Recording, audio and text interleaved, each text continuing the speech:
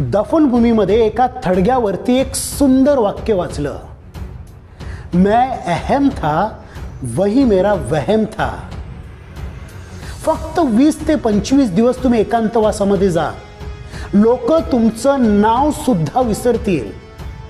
मनुष्य जीवनभर अशा अहंकारामध्ये जगतो की मी लोकांकरिता किती विशेष आणि महत्त्वपूर्ण आहे. वास्तविकता मात्र ही आहे की तुम्ही असण्या नसण्याने कुणाला काहीही फरक पडत नाही, कुणाचं काही अडत नाही. हा, थोडीशी गैरसोय होईल, थोडीशी आठवण येईल, पण कुणाचं काही अडणार मात्र नाही. माणसाला आयुष्यभर असं का वाटतं की मी गेल्याने माझ्या कुटुंबाचं, माझ्या समाजाचं, माझ्या बिझनेसचं आणि माझ्या कंपनीचं कितीतरी अडेल. हा फक्त गैरसमज आहे.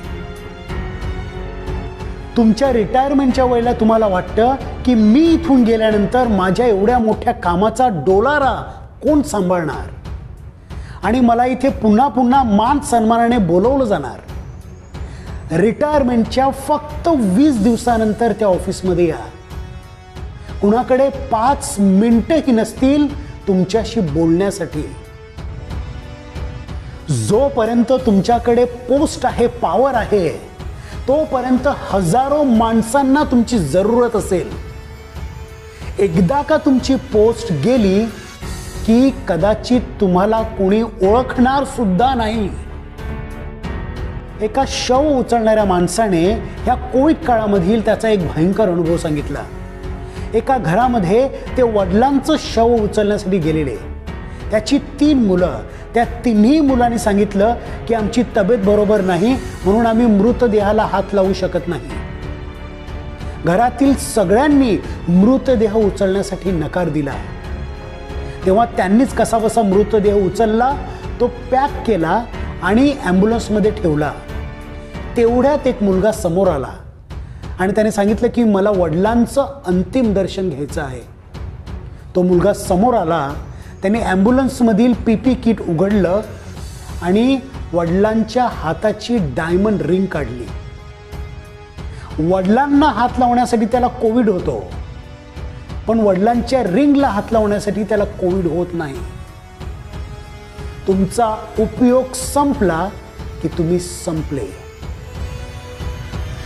भा. तांबे यांच्या ओळी आठवतात, जन पळभर म्हणतील हाय हाय, मी जाता राहील कार्य काय.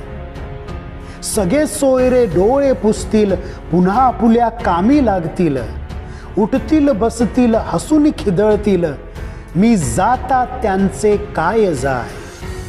रामकृष्ण ही आले गेले, तया विना हे जग न अडले, कुणी सदोदित सूतक धरिले, मग काय अटकले मज शिवाय.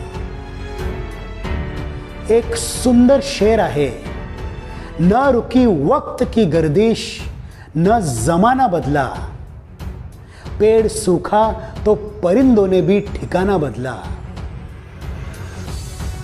मग अलिप्त आणि निर्मोही राहून सुद्धा जीवन रसमय कसं करायचं, त्याचं एकच रहस्य आहे. स्वधर्म कर्म अगदी निरपेक्षपणे आणि निस्वार्थीपणे करत राहायचं. हेच जीवनाचं अंतिम सत्य आहे.